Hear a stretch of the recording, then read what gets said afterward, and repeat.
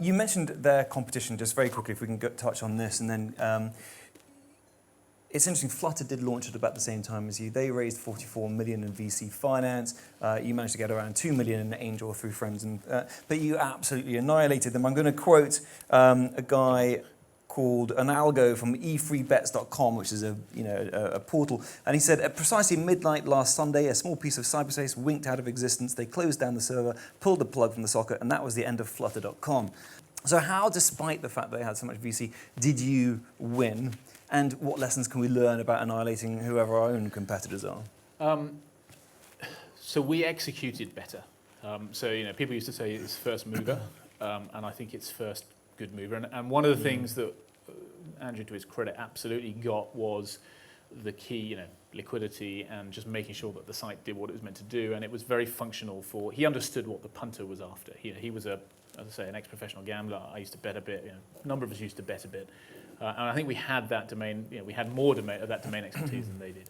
We were lucky. We got ahead early. We hit the right formula first, and once we were out there, then it's quite hard to sort of chip away. When we realised that they were, going to be able to copy and things, we then said, okay, well, let's put these businesses together. Yeah. And I'm very glad we did, because I think if we hadn't have done, we'd have spent an awful lot of time fighting them. Yeah. They were absolutely getting things right. What we then did, though, which I think was smart when we put them together, is we just were quite brutal about saying, right, we're going to shut one down and concentrate everything into the surviving entity. And that was, again, I think it's easy to say now, but it's quite difficult to at the time. But that was definitely a key ingredient in the success of that deal.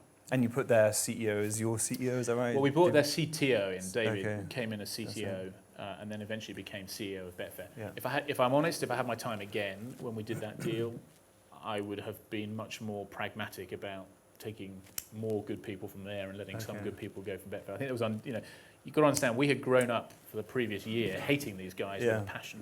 Yeah. We had pictures on the wall that we didn't quite throw darts at, but they were sort of very focused on sort of, this is who we've got to beat. And then suddenly you say, let's put the businesses together. That's quite difficult to do. Yeah. And we were probably too loyal to some of the Betfair people who, in retrospect, we should have said, there's a better person over there and we'll bring them in. Luckily with David, we did bring him in. That gladiatorial spirit of annihilating competitors is not a bad energy, is it?